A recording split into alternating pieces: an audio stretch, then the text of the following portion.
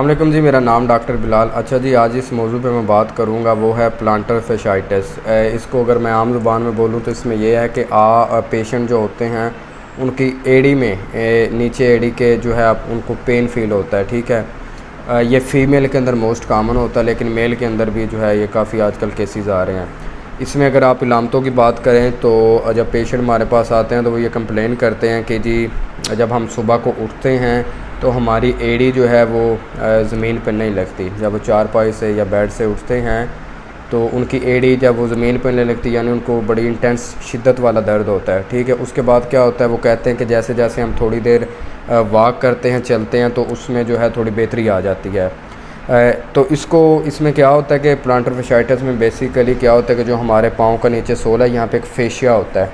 ठीक है, तो उसके नाम से ही उनको प्लांटर fasciitis कहा जाता है। जो फेशिया होता है उसके अंदर सूजन हो सकती है, वो अब मुख्तलिफ़ वजूहात की वजह से हो सकती है, ओवर यूज़ की वजह से हो सकती है, इसके साथ साथ बंदे का वेट हैवी है तब भी हो सकता है, उसका जो वॉक है वो ज़्यादा करता है उससे भी हो सकता है, यानी कि चलने फिरने का काम उसका ज़्यादा, तो मुख्तलिफ़ वजूहात की वजह से जो है उसको ये प्लांटर fasciitis हो जाता है।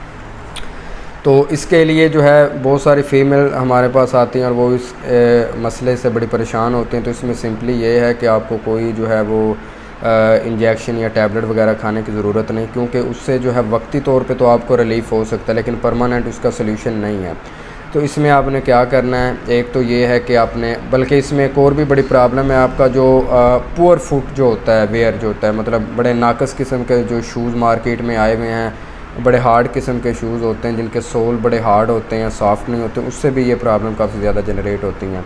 तो इसमें एक तो आपने ये करना है कि अपने लाइफस्टाइल को थोड़ा मॉडिफाई करना है। उसके साथ साथ क्या करना है, अगर आपको कोई करीबी फ़िज़ियोथेरेपिस्ट हैं वहाँ पे अवेलेबल, आपने उन फ़िज़ियोथेरेपिस्ट के पास जाना है। ठीक है, इसका जो इलाज है वो थ्रू फ़िज़ियोथेरेपी बड़ा अच्छा इलाज हो जाता है। वरना तो ये स्टेरॉइड और पता नहीं कौन कौन से इंजेक्शन लगाए जाते हैं, लेकिन ये सारे जो मामलात हैं ये बड़े कह लें कि एक टेम्परेरी है, कोई परमानेंट इसका सल्यूशन नहीं है। तो परमानेंट सल्यूशन तभी होगा जब आप राइट डायरेक्शन के अंदर जाएंगे।